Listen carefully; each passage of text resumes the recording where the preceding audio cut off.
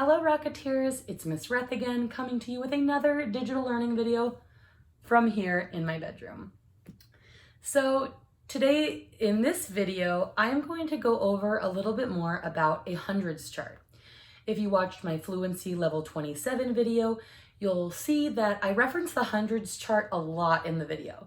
And so I thought it would be a good idea to go a little bit more in depth about 100s charts and how they can help us in math. 100s charts are not only good for helping us count, but they're also good for noticing patterns, such as noticing multiples of 2, multiples of 5, or multiples of 10.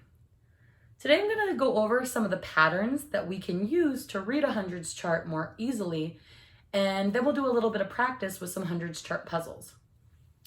To get started, there are two different ways that we can move on a hundreds chart.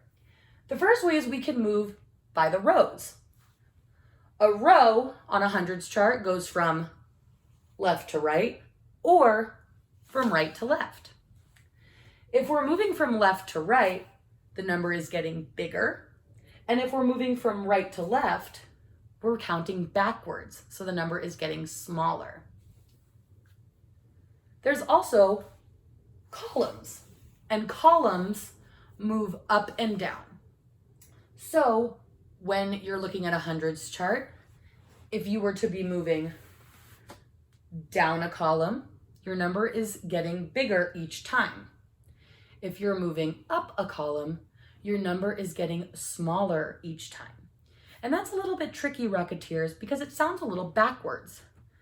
On a hundreds chart, as you move down the hundreds chart, your number gets bigger. And as you move up, your number gets smaller. So that's just a little tricky piece to remember. Some key points about a hundreds chart are that all the numbers in a row start with the same number. For instance, if I start in the 20 row, you'll see that every number starts with a 2. 21, 22, 23, 24, 25, and so on.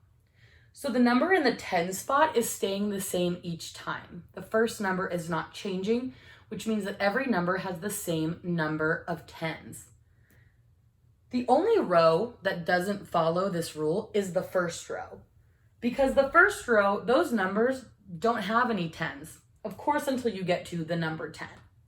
So the first row does not follow that rule, but for all the rest of the rows, you'll notice that the first number or the number in the 10 spot stays the same all the time. When you're looking at a number in the columns, which go up and down, you'll notice that the first number changes, but the second number stays the same. So if I move down the column, you'll see I can count 5, 15, 25, 35, 45, and so on. Every time I move one box down, the number in the ones place is staying the same, but the number in the tens place is changing. So this tells me that every number in a column has the same number of ones.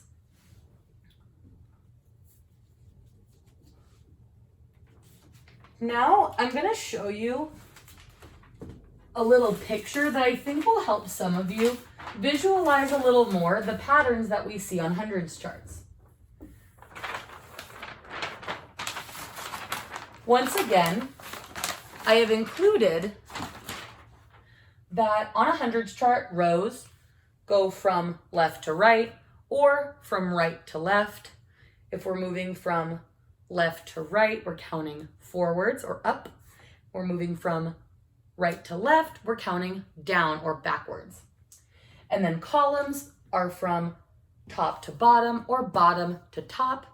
When we're moving down a column or moving down a column, the number gets bigger. And when we're moving up a column, the number gets smaller each time. That's the tricky part. I drew this little visual to help you understand a little more about 100s charts. So as we can see here, I drew a purple line to represent columns, and I showed you that when you move up one box on a column, it's subtracting 10. So let's look at our hundreds chart. If I start with the number 48 and I move up, I get to 38. That's 10 less than 48. So I have 48, I subtract 10 and I get 38. I subtract another 10 and I get 28. Subtract another 10 and I get 18, and so on. If I'm going down a column, I'm adding 10 each time. So if I start at 18, I add 10, I get to 28, add 10, 38, add 10, I'm at 48. With the rows, which go from right to left, each time I move to the right on a hundreds chart, I'm counting up by 1. So if I start here at 22, I add 1, I get to 23. Add 1, get to 24, add 2, get to add 1, get to 25, add 1, get to 26. And if I'm moving backwards on a hundreds chart, if I'm moving to the left on a hundreds chart or through a row, then I'm minusing 1 each time or subtracting 1. So if I start here at 29, minus 1, I get 28. Minus 1, 27. Minus 1, 26. Minus 1, 25. For parents and for students, I'll be posting pictures of these posters online so that you can use them as a resource when you're practicing at home. But before I end the video, I do want to go over a little bit of practice. So we're going to do a couple of hundreds chart puzzles together. And then like I mentioned, you can feel free to do more of them at home. So let's get into some practice.